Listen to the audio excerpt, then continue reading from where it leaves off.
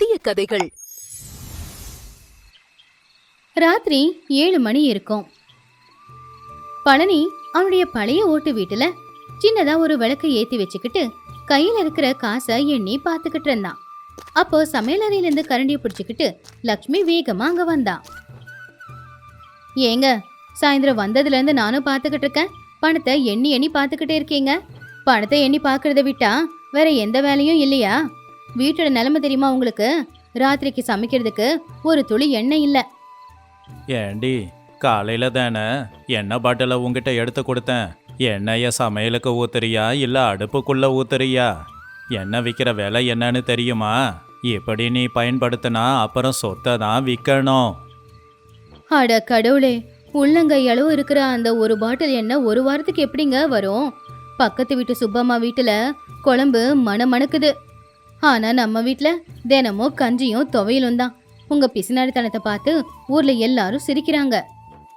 சிரிச்சா சிரிக்கட்டும், அவங்களுக்கு பணத்தோட மதிப்பு என்ன தெரியும்? ஒவ்வொரு ரூபாயும் சம்பாதிக்க எவ்வளோ உழைக்கணும்னு தெரியுமா? அவங்கள மாதிரி நான் செலவு பண்ணா கையில ஒத்த ரூபா கூட தங்காது. நான் அப்படியெல்லாம் செலவு பண்ண மாட்டேன். இப்ப என்னதான் பண்ண சொல்றீங்க? கஞ்சிக்கு துவையல் தான் அரைச்சி வச்சிருக்கேன். அந்த துவையலுக்கு தாளிக்கிறதுக்காவது கொஞ்சம் எண்ணெய் வேணும்ல. இன்னைக்கு எண்ணெயை ஊத்தாம சமையல் பண்ணு. அந்த புளி இருக்குல்ல, அதை கரைச்சி ரசம் வச்சிடு. ரசம் உடம்புக்கு ரொம்ப நல்லது, நல்லா ஜீரணமாகும், காய்கறி செலவும் இருக்காது. தாளிக்காம ரசத்தை வச்சா அத சும்மா எடுத்து தொண்டையில தான் ஊத்திக்கணும். எல்லாம் என் நேரம். இவ்வளவு சொத்து இருந்தாலும் அனுபவிக்க முடியல. அதுக்குள்ள வெளியில இருந்து யாரோ கதவை தட்ட ஆரம்பிச்சாங்க. அந்த சத்தத்தை கேட்ட உடனேயே பழனி பணத்தை எல்லாத்தையும் எடுத்து வச்சுட்டான். யாரா இருக்கும்? லக்ஷ்மி, அந்த விளக்க அணைச்சிடு. கடன் கேட்க யாராவது வந்திருப்பாங்க, வீட்டில் யாரும் இல்லைன்னு நினச்சிக்கிட்டோம். சீச்சி, இருக்கிற மனுஷங்களே இல்லாம எப்படி காட்ட சொல்றீங்க? யாருன்னு முதல்ல போய் பாருங்க. லக்ஷ்மி கதவு திறந்த உடனேயே பக்கத்து தெருவில் இருக்கிற சுப்பையா ரொம்பவும் கவலையா நின்னுக்கிட்டு இருந்தான். பழனி ஐயா, ஒரு பெரிய பிரச்சனைங்க. எங்க அப்பாவுக்கு நெஞ்சு வலி வந்துடுச்சு, மூச்சு விட முடியல, ஏதாவது உதவி செய்யுங்க. ஐயோயோ, அப்படியா? அப்படின்னா கூட்டிக்கிட்டு வைத்தியர்கிட்ட போடா. என்கிட்ட எதுக்கு வந்திருக்க? உடனே பட்டணத்தில் இருக்கிற வைத்தியர்கிட்ட போகணும்னு தான் இங்கே வந்தேன். என்கிட்ட 5 பைசா கூட இல்லைங்க ஐயா. உடனே 10 ரூபாய் கடன் கொடுக்குறீங்களா? அடுத்த தடவை விளைச்சல் வந்த உடனே உங்கள் பணத்தை திரும்ப கொடுக்கறேன். ஐயோயோ சுப்பையா, இது உண்மையிலேயே கஷ்டமான சூழ்நிலை தான். உங்கள் அப்பா எங்கள் குடும்பத்துக்கு ரொம்ப நெருக்கமானவர். ஆனால் என்ன பண்ணுறது, என்கிட்ட இப்போ 10 பைசா கூட இல்லை. நான் ஜமீன்தார்கிட்ட வாங்கின கடனுக்கு நேத்தே கொடுத்துட்டேன். அதனால இப்போ உனக்கு 10 ரூபாய் தர முடியாது. புழுகு மூட்டை, இப்பதானே பணத்தை எண்ணி வச்சான். ஒரு உசுரை காப்பாத்த கூட அந்த பணத்தை கொடுக்க மாட்டேங்கிறான். ஐயா, அப்படி மட்டும் சொல்லாதீங்க ஐயா. உங்ககிட்ட பணம் நிறைய இருக்குன்னு ஊரில் எல்லாருக்கும் தெரியும். நான் நிச்சயமா பணத்தை திரும்ப கொடுப்பேன். இது எங்க அப்பா உசுறு போற சமயம். தயவு செஞ்சு உதவி பண்ணுங்க. அட, இல்லைன்னு சொன்னா கேட்க மாட்டேங்கிறியப்பா. இப்போ எங்க வீட்டில் சமைக்க கூட எதுவும் இல்லை. பேசாம ஒன்று பண்றியா? எங்க வீட்டில் துளசி செடிங்க நிறைய இருக்கு. அதை பறிச்சுக்கிட்டு போ. கசாயம் பண்ணி உங்க அப்பா வாயில ஊத்தி விடு, சரியாயிடும் பாரு. சுப்பையா பாவம் கவலையா அங்கிருந்து போயிட்டான். பழனி உடனே வீட்டுக்குள்ள போய் கதவை சாத்திக்கிட்டு தப்புச்சோண்டா அப்படின்னு நினைச்சான். பாத்தியா லக்ஷ்மி, பணம் இருக்குன்னு தெரிஞ்சா போதும், அவங்கள சுத்தி ஈ மாதிரி வந்துடுவாங்க. நெஞ்சு வலியாமா பட்டணத்து வைத்தியர்கிட்ட காட்டணுமாமா. இதெல்லாம் உண்மையில்லை. பணம் பறிக்க இவனுங்க சொல்ற கதை இது. அடுத்த நாள் காலையில பழனி சந்தைக்கு போனான். காய்கறி வண்டியில ரங்கையா நின்னுக்கிட்டு இருந்தான். அப்போ பழனி கத்திரிக்காய அழுத்தி பாத்துக்கிட்டு இருந்தான். என்னடா ரங்கையா, இந்த கத்திரிக்காய் என்ன இப்படி வாடி இருக்கு? இதோட தண்டம் காஞ்சி போயிருக்கு. நேத்து காயா இல்லை இன்னும் பழசா? அட என்னங்க ஐயா, நீங்க தோட்டத்துல இருந்து இப்பதான் பறிச்சிட்டு வரேன்.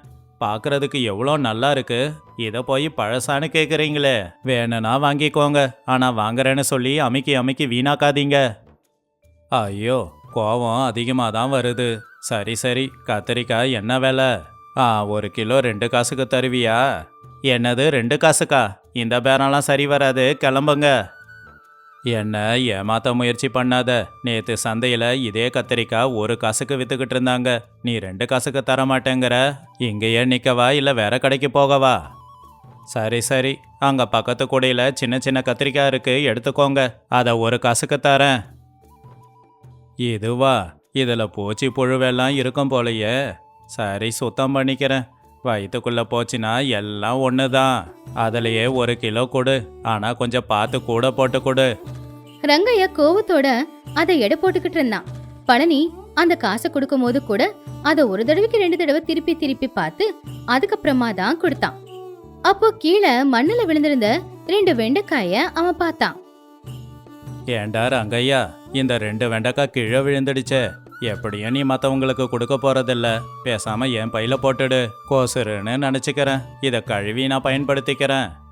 ஐயோ கடவுளே, பிசுனாரித்தனத்துக்கும் ஒரு அளவு இருக்கணுங்க ஐயா. கீழே விழுந்த காய்கறியை கூட விட மாட்டேங்கிறீங்க. சரி, எடுத்துக்கோங்க, சாப்பிட்டு நல்லா இருங்க. வயிறார கூட சாப்பிட மாட்டேங்கிறீங்க. பழனி அந்த 2 வெண்டைக்காயையும் பூச்சி பிடிச்சிருக்கிற கத்திரிக்காயையும் எடுத்துக்கிட்டு வீட்டுக்கு வந்தான். லக்ஷ்மி மதியம் சமையல் செஞ்சா. ஆனா அந்த வெண்டைக்காய் 2மே உண்மையிலேயே கெட்டு போயிருந்துச்சு. ஏங்க, இந்த குழம்பு வேணாங்க. சமைக்கும் போதே பார்த்தேன், ஏதோ அழுகுன நாத்தம் அடிக்குது. இது சாப்பிட்டா உடம்புக்கு நல்லதில்ல. இதை சாப்பிட்டுட்டு அப்புறம் வைத்தியருக்கு பணம் கொடுக்க வேண்டியதா போயிடும். அட ஒன்றும் ஆகாதுடி. நல்லா கொதிக்க வச்சு சாப்பிட்டா விஷம் கூட அமிர்தமா மாறிடும். இது கெட்டு போகல, நல்லா வெந்திருக்கு. 1 பைசாவுக்கு வாங்கியிருக்கேன். தூக்கி போட மனசு வருமா? நீ சும்மா இரு. சாப்பாடு தெய்வத்துக்கு சமம். சாப்பிட்டு முடிச்சதுக்கு அப்புறமா சாயந்தர நேரம் பழனிக்கு வயித்துக்குள்ள கடபுடா சத்தம் வந்துச்சு. பேதி வாந்தி எல்லாமே ஆயிடுச்சு. கொஞ்ச நேரத்துல அவன் படுத்த படுக்கையாவே ஆயிட்டான். ஐயோ அம்மா, என்னடா வயிறு இப்படி வலிக்குது. வயிற்றுக்குள்ள யாரோ உக்காந்து கத்தியால குத்துற மாதிரி இருக்கே. லக்ஷ்மி, குடிக்க கொஞ்சம் தண்ணிய கொடு. உயிர் போற மாதிரி இருக்கு. நான் தான் அப்பவே சொன்னல, இத சாப்பிடாதீங்க, உடம்புக்கு முடியாம ஆயிடும்னு. இப்ப பாருங்க. சரி வாங்க, நம்ம ஊரு வைத்தியர்கிட்ட போயிட்டு என்னன்னு பார்த்துட்டு வரலாம். ஐயோ வேணாம். உடம்பு சரியில்லைன்னா போதும். அந்த வைத்தியர் கையை பிடிச்சி பார்த்துட்டு 5 ரூபாயை வாங்குவார். அவ்வளோ பணம் என்கிட்ட இல்லை. கொஞ்சம் இஞ்சி கசாயத்தை காய்ச்சி கொண்டு வா. அதை குடிச்சாலே சரியாயிடும். இது இஞ்சி கசாயம் குடிச்சா சரியாகிற மாதிரி தெரியலங்க. உங்க முகத்தை பாருங்க, அப்படியே உள்ள போயிடுச்சு. எனக்கு என்னமோ உசுருக்கு ஆபத்தாயிடுமோன்னு தோணுது. நான் போய் வைத்தியரை கூட்டிட்டு வரேன். உங்க கஞ்சத்தனத்தை கொஞ்சம் வச்சு வைங்க. அடுத்த நாள் காலையில பழனியோட நிலைமை ரொம்ப மோசமாயிடுச்சு.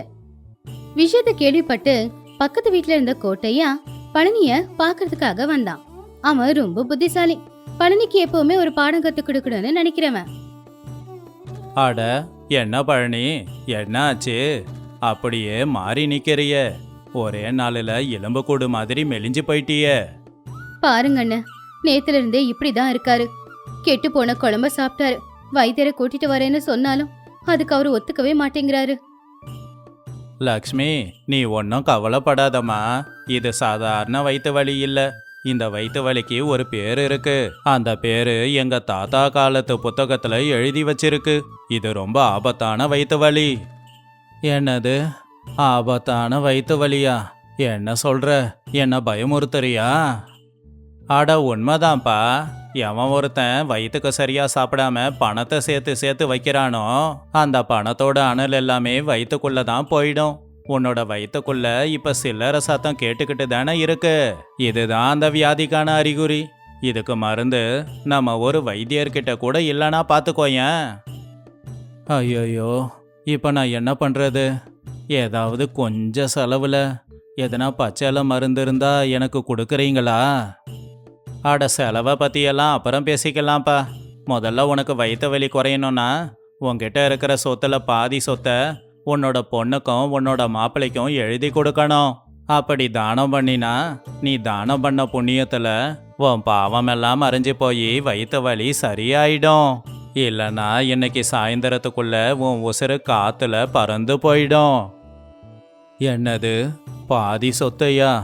என் உசுறு போனாலும் பரவாயில்ல, என் சொத்தை யாருக்கும் தர மாட்டேன். அதுவும் என் மருமவனுக்கு தரவே மாட்டேன். அவனுக்கு சிக்கனனா என்னன்னே தெரியாது. வீணா செலவு பண்ணிடுவான். ஒரே வாரத்துல சொத்தை கரைச்சிடுவான். வேணாம் தரமாட்டேன். சரி சரி, அதெல்லாம் உங்க விருப்பம். ஆனா ஒன்றை மட்டும் ஞாபகத்துல வச்சுக்கோ. உன் உயிர் போனதுக்கு அப்புறமா நீ சேர்த்து வச்ச சொத்தை யார் அனுபவிக்க போறாங்க? உன்னோட பொண்ணும் உன்னோட மருமகனும் தானே. ஆ, என்னது? மொத்த சொத்தும் அவங்களுக்கு போயிடுமா? அப்ப என் பொண்டாட்டிக்கு ஒன்றும் வராதா? உனக்கு தான் புள்ள இல்லையே, இருக்கிறது ஒரே ஒரு பொண்ணு. அப்ப உன் மருமகன் தானே மொத்த சொத்தையும் எடுத்துப்பான். நீ செத்ததுக்கு அப்புறம் உன் பணத்துல பட்டு துணியை வாங்கி போட்டுக்கிட்டு உடம்பெல்லாம் நகைய போட்டுக்கிட்டு குதிரை வண்டியில பந்தாவா வந்து இறங்குவான். அப்படி அவன் உங்க பணத்துல சந்தோஷமா வாழறத நீங்க மேல இருந்து பார்த்து சந்தோஷப்படுங்க. அதை கேட்டதுமே பழனியோட தலையில இடி வந்து விழுந்த மாதிரி இருந்துச்சு. இத்தனை நாளா அவன் கஷ்டப்பட்டு உழைச்சு சேர்த்து வச்ச பணத்தை அவனுடைய மருமக வீணா செலவு பண்ண போறான் அப்படின்னு தெரிஞ்சதும் அவனுக்கு என்ன பண்றதுன்னே புரியல. வேண்டாம் வேண்டாம் கோட்டையா, அந்த காட்சியை என்னால கற்பனை கூட பண்ணி பார்க்க முடியல. என் பணத்துல யாரும் சந்தோஷமா இருக்கக்கூடாது. என் பணத்துல நான் தான் சந்தோஷமா இருக்கணும், நான் தான் அனுபவிக்கணும். வைத்தியரை கூப்பிடு, என் உடம்ப நான் சரி பண்ணிக்கிறேன். என் பொண்டாட்டியை பார்த்துக்கணும், நான் உசுரோட இருக்கணும். என் மருமகனுக்கு பணம் போகக்கூடாது. அப்படி வா வழிக்கு. லக்ஷ்மி, இனி தாமதிக்காத, உடனே வைத்தியரை வர சொல்லு. உன் புருஷனுக்கு அறிவு வந்துடுச்சு. கொஞ்ச நேரத்துல வைத்தியரான ராமசாஸ்திரி வந்து நாடி பிடிச்சு பார்த்தாரு. ஒன்றும் பிரச்சனை இல்லை, சாப்பிட்ட சாப்பாடு செரிக்கல, அதுக்கு தான் மருந்து கொடுத்துருக்கேன்.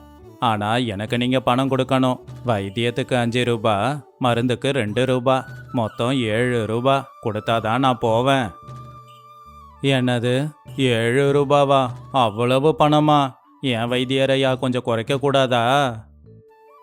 இங்க பாரு பழனி, மருமகன், பட்டு துணி, அப்புறம் அந்த குதிரை வண்டி.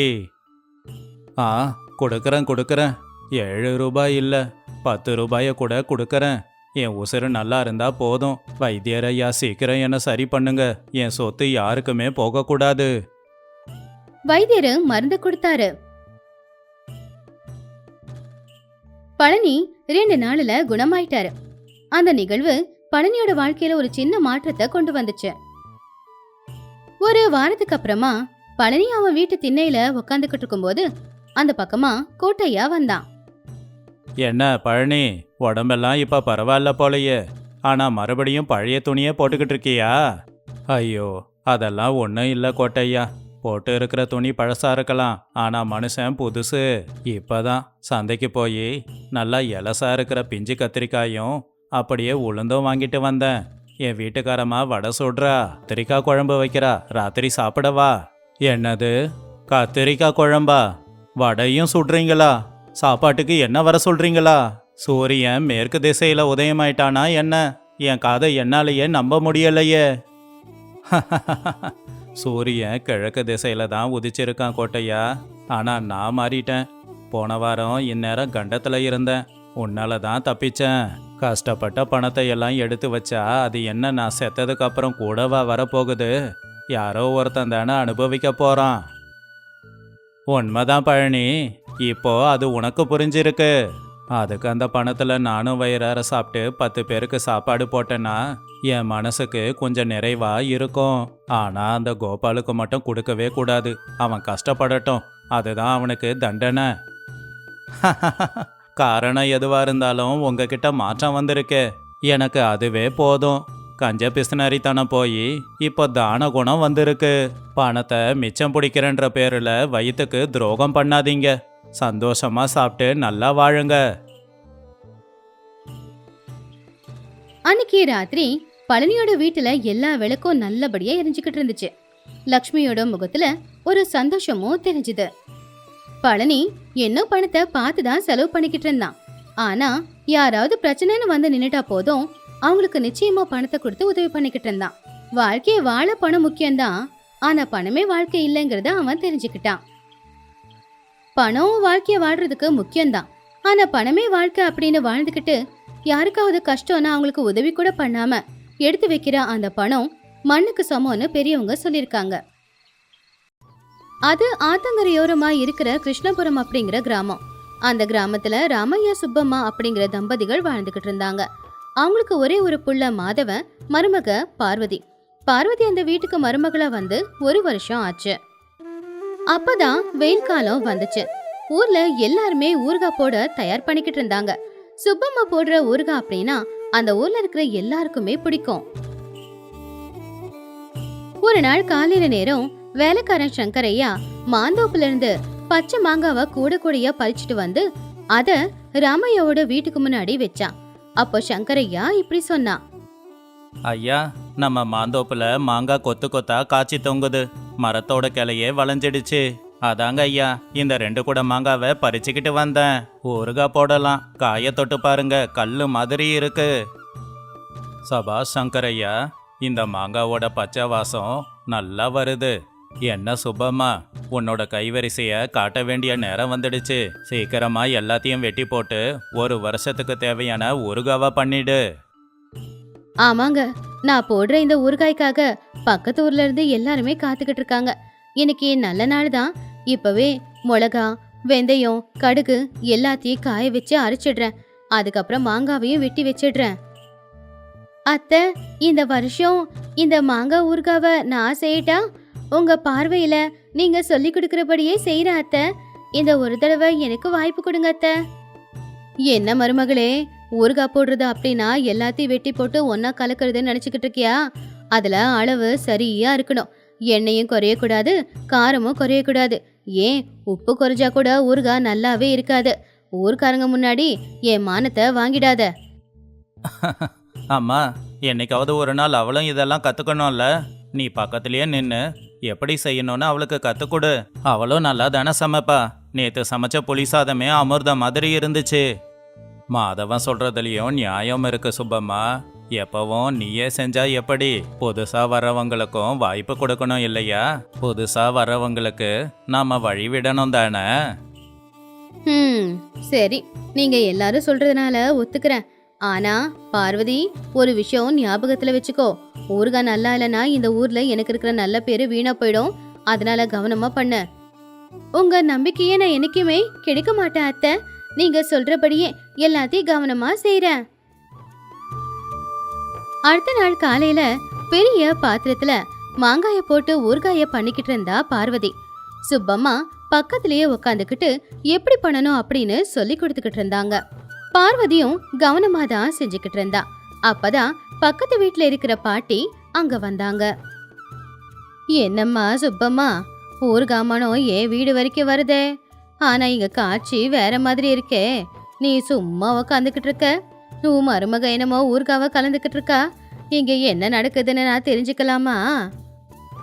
என் மருமக ஊர்கா போடணும்னு ஆசைப்பட்டாமா. அதனாலதான் நீ என் பார்வையில அவ ஊர்கா போட்டுக்கிட்டு இருக்கா, அவ்வளவுதான். அட என்னம்மா சுப்பம்மா, மாங்காய் ஊறுகாய் போடுறதுன்றது ஒரு தவம் இருக்கிற மாதிரிமா. யாரு வேணும்னாலும் அந்த மாங்காய் ஊறுகாவை நல்லபடியா போட்டுற முடியாது.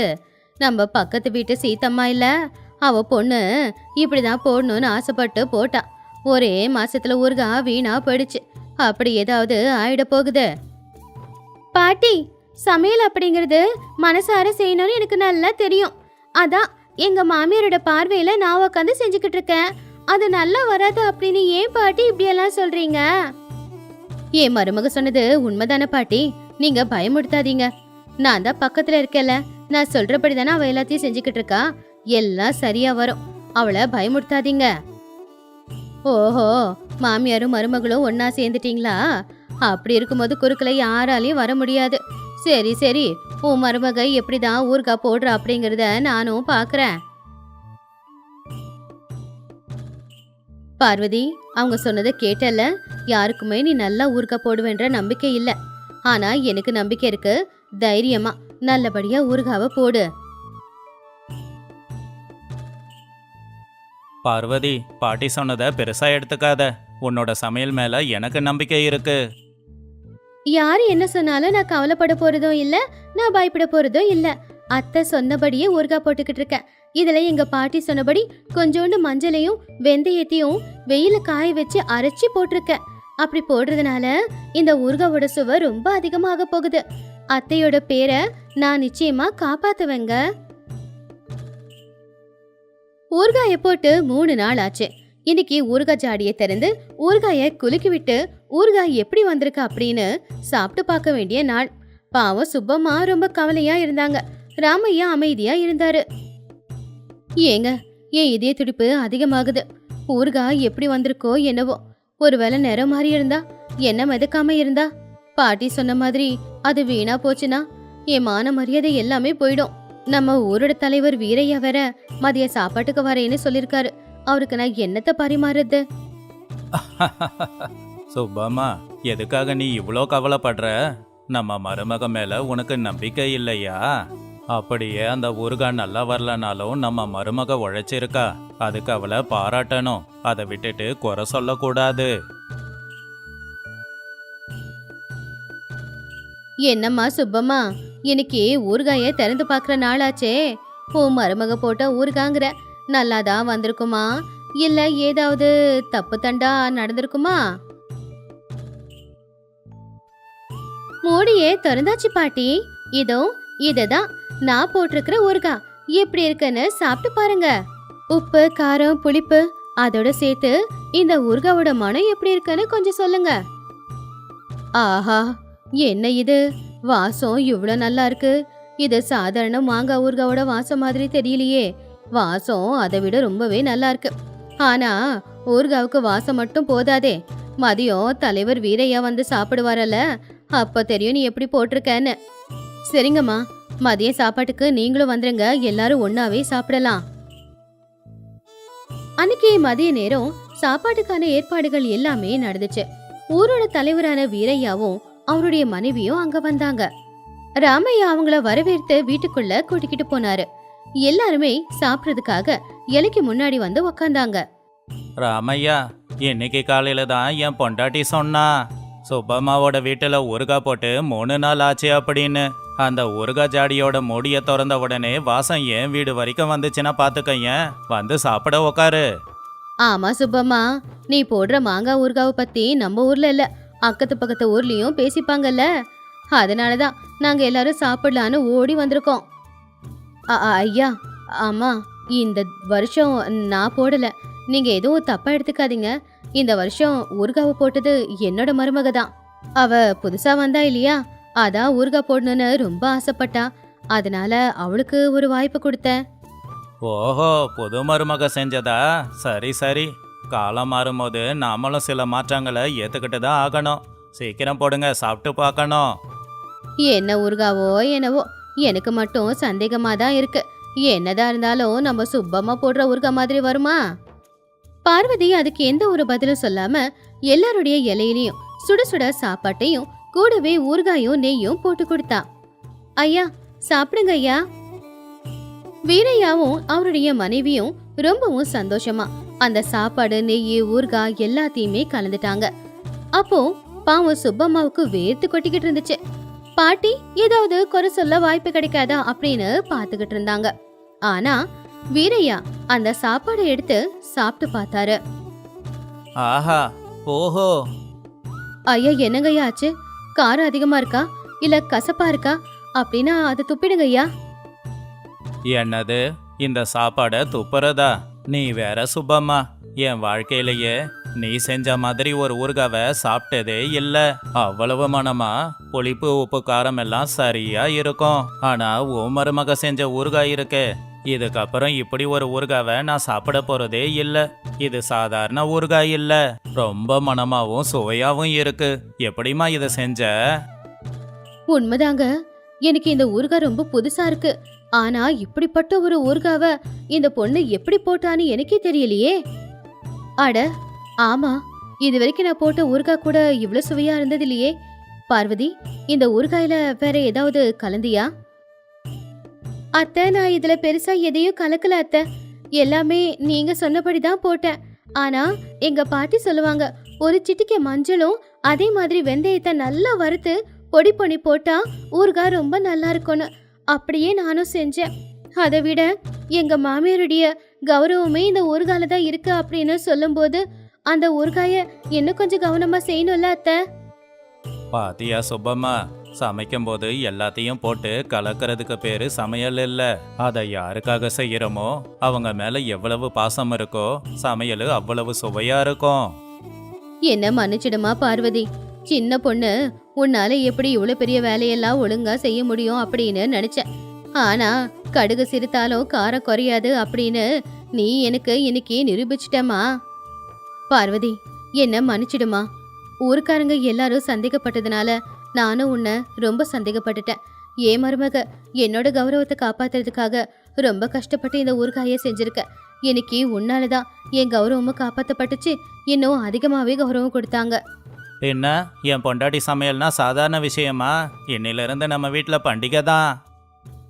அன்னைக்கு அந்த ஊர்கா எல்லாருடைய மனசுக்கு சந்தோஷம் கொடுத்தது மட்டும் இல்லாம யாரையுமே எப்பவுமே மட்டமா நினைக்க கூடாது, எல்லார்கிட்டயுமே எல்லா திறமையும் இருக்கும் அப்படின்னு அந்த ஊர் ஜனங்களுக்கு நிரூபிச்சுது. பார்வதி தான் யாரு அப்படிங்கறத அன்னைக்கு எல்லாருக்குமே நிரூபிச்சா. எந்த ஒரு வேலையுமே எனக்கு தெரியும், என்னால முடியும், என்ன மாதிரி யாராவது செய்ய முடியும் அப்படிங்கிற திமிரோட செஞ்சா என்னைக்காவது ஒரு நாள் அந்த வேலையில ஏதாவது தப்பு நடக்கும்.